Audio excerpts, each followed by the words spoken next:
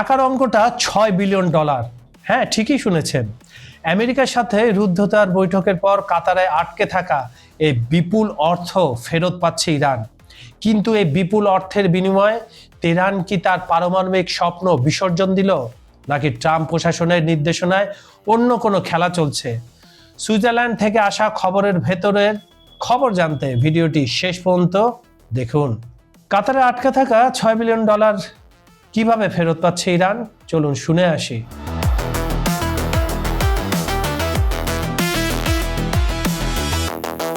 যুক্তরাষ্ট্রের সঙ্গে একটি প্রাথমিক চুক্তির অংশ হিসাবে কাতারে আটকে থাকা ইরানের $6 বিলিয়ন সম্পদ তেহরানের কাছে ফিরিয়ে দেওয়া হবে বলে জানিয়েছেন ইরানের প্রেসিডেন্ট মাসুদ পেজেশকিয়ান। 21 জুন রাতে দেশটির রাষ্ট্রীয় সম্প্রচার মাধ্যম IRIB এর বরাতে এই তথ্য নিশ্চিত করা হয়েছে। আনুষ্ঠানিকভাবে দ্বিপাক্ষিক আলোচনা শুরু হওয়ার সাথে সাথে কাতারে থাকা ইরানের এই বিপুল অর্থ অবরুদ্ধ অবস্থা থেকে মুক্ত হয়ে দেশে ফেরত আসবে বলে তিনি উল্লেখ করেন। এই সমঝোতার মধ্যেও পারমাণবিক কর্মসূচির বিষয়ে তেহরানের দৃঢ় অবস্থান স্পষ্ট করেছেন প্রেসিডেন্ট পেজেশকিয়ান। তিনি পরিষ্কার ভাষায় জানিয়ে দিয়েছেন ইরান কখনোই ইউরেনিয়াম সমৃদ্ধকরণের অধিকার ত্যাগ করবে না এবং অপর পক্ষকে এই সত্যটি মেনে নিতেই হবে। তবে ওয়াশিংটনের দীর্ঘদিনের উদ্বেগের জবাবে তিনি স্পষ্ট করেন, পারমাণবিক অস্ত্র তৈরি বা উন্নয়নের কোনো উদ্দেশ্য ইরানের নেই এবং এটি বিগত বহু বছর ধরে তাদের প্রাক্তন নেতাদের অনুসৃত নীতিগত অবস্থান। মানে উনি খামেনিদের কথা বলেছেন, প্রথম রাহাবার, দ্বিতীয় রাহাবার। মধ্যপ্রাচ্যে গত কয়েক মাস ধরে চলা সংঘাতের অবসান এবং কৌশলগতভাবে গুরুত্বপূর্ণ হরমুজ প্রণালী পুনরায় চালু করার লক্ষ্যে গত বুধবার মানে 17 জুন একটি সমঝোতা স্মারক স্বাক্ষরিত হয়। এরই ধারাবাহিকতায় সুইজারল্যান্ডের বুর্গেনস্টকে কারিগরি আলোচনার জন্য গতকাল ভোরেই যুক্তরাষ্ট্র ও ইরানের প্রতিনিধি দল এখন সেখানে অবস্থান করছেন। পাকিস্তানের মধ্যস্থতায় আনুষ্ঠানিক এই উচ্চ পর্যায়ের আলোচনায় মার্কিন প্রতিনিধি দলের নেতৃত্ব দেন দেশটির ভাইস প্রেসিডেন্ট জেডি ভ্যান্স এবং ইরানের পক্ষে নেতৃত্ব দিচ্ছেন দেশটির পার্লামেন্ট স্পিকার মোহাম্মদ বাগের গালিবাফ ও পররাষ্ট্রমন্ত্রী আব্বাস আরাগাচি। একই সঙ্গে কাজ করবে ইরান ও যুক্তরাষ্ট্র।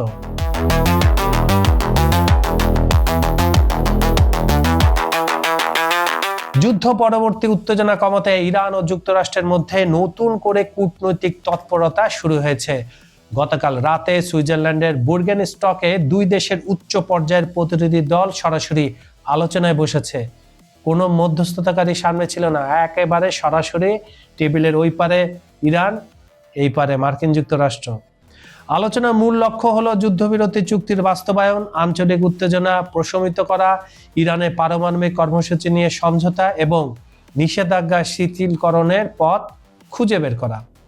মার্কিন ভাইস প্রেসিডেন্ট জেডি ভ্যান্স আলোচনায় অগ্রগতির ইঙ্গিত দিয়েছেন, আর ইরান বলছে তারা চুক্তির সব শর্ত বাস্তবায়ন নিশ্চিত করতে চায়।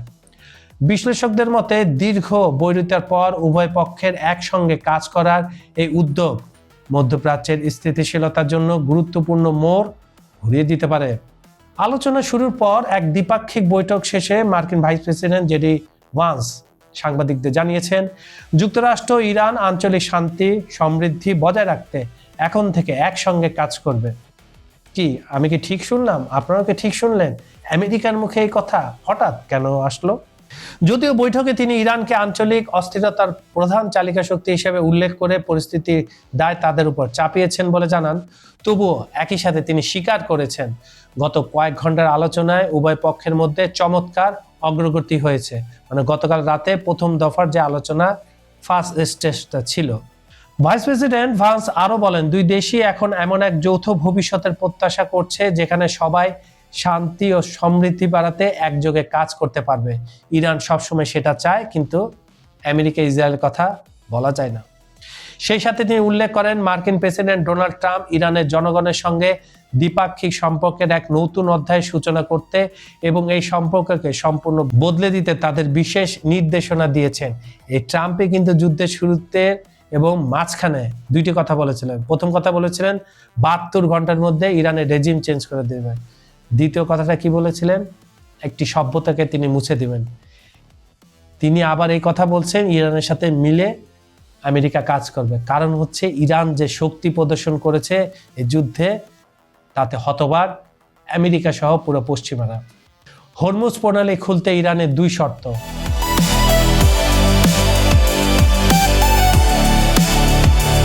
লেবাননে পূর্ণাঙ্গ যুদ্ধবিরতি কার্যকর এবং চুক্তির প্রতি যথাযথ সম্মান প্রদর্শন না করা পর্যন্ত কৌশলগতভাবে গুরুত্বপূর্ণ হরমুজ প্রণালী পুনরায় খোলা হবে না বলে পরিষ্কার ভাষায় জানিয়ে দিয়েছে ইরান।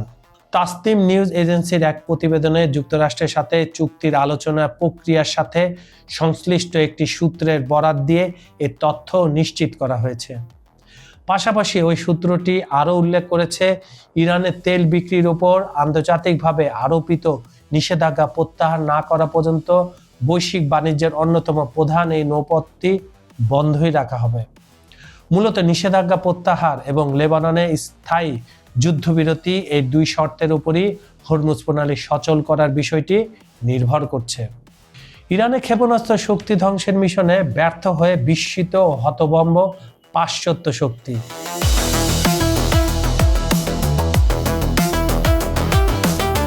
ইরানের ক্ষেপণাস্ত্র শক্তি পুরোপুরি ধ্বংস করার মার্কিন দাবি নাকচ করে দিয়েছে খোদ পশ্চিমা গণমাধ্যমগুলো। মার্কিন সাময়িকী ব্লুমবার্গের প্রতিবেদন অনুযায়ী সাম্প্রতিক ক্ষয়ক্ষতির পর ইরান তার ক্ষেপণাস্ত্র সম্ভারের প্রায় 3/4 পুনর্গঠন করেছে। ফলে যে কোনো নতুন সংঘাত শুরু হলে তেহরান এখনও পূর্ণ মাত্রায় শক্তিশালী পাল্টা আঘাত হানতে সক্ষম। ইরানের প্রতিরক্ষা ব্যবস্থা কোনো একক ঘাঁটির উপর নির্ভরশীল নয়, বরং এটি গোপন ও বিস্তৃত ভূগর্ভস্থ নেটওয়ার্কের উপর প্রতিষ্ঠিত। সিএনএনের স্যাটেলাইট চিত্রেও বিশ্লেষণে দেখা গেছে, দীর্ঘ 40 দিনের মার্কিন বোমা বর্ষণের পরও ইরান অত্যন্ত দ্রুত সময়ে তাদের ক্ষতিগ্রস্ত ক্ষেপণাস্ত্র ঘাঁটিগুলোর প্রায় 70% পুনর্নির্মাণ করে ফেলেছে। মার্কিন ও ইসরায়েলি বাহিনী ইরানের সুড়ঙ্গ পথের প্রবেশ মুখে বোমা বর্ষণ করার যে কৌশল নিয়েছিল তা সাময়িক প্রমাণিত হয়েছে। মার্কিন প্রতিরক্ষা মন্ত্রী পিট হেগসেত আনুষ্ঠানিকভাবে স্বীকার করেছেন ইরান ক্ষয়ক্ষতি কাটিয়ে সামরিক সক্ষমতা বাড়াচ্ছে।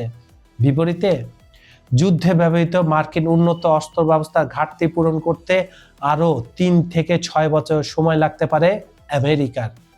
এই সামরিক বাস্তবতা পশ্চিমা বিশ্বের রাজনৈতিক দৃষ্টিভঙ্গিকেও বদলে দিচ্ছে, যেখানে এখন ইরানের আত্মরক্ষার অধিকারের কথাও উচ্চারিত হচ্ছে।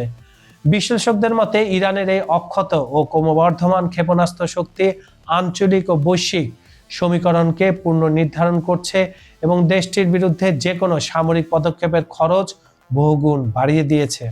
আমেরিকা 3 থেকে 6 বছর লাগবে অস্ত্র বানাতে, আর ইরান 40 দিনেই তৈরি। এই সমীকরণকে আমেরিকার পিছু হাঁটাকে স্পষ্ট করছে। আপনার কি মনে হয়? কমেন্ট সেকশনে আপনার মূল্যবান মতামত অবশ্যই লিখে জানান। বাংলাদেশ, ভারত, পাকিস্তান, আমেরিকা, ইউরোপ কিংবা মধ্যপ্রাচ্যের কুয়েত, দুবাই, সৌদি আরব, যে প্রান্ত থেকেই আপনি খবর সংযোগ দেখছেন না কেন, আপনার প্রতিটি কমেন্ট আমাদের কাছে গুরুত্বপূর্ণ। আর এমন সব হট টপিকের নিয়মিত আপডেট মিস করতে না চাইলে চ্যানেলটি এখনই সাবস্ক্রাইব করুন। বিজনেস বা প্রমোশনের প্রয়োজনে ডেসক্রিপশনে দেওয়া নাম্বারে যোগাযোগ করতে পারেন। নতুন কোনো বিশ্ব রাজনীতির ভেতরের খবর নিয়ে খুব জলদি ফিরছি। আমি কাজল হায়দার। আজকের মতো এখানে বিদায় নিচ্ছি। ভালো থাকুন, নিরাপদে থাকুন। আল্লাহ হাফেজ।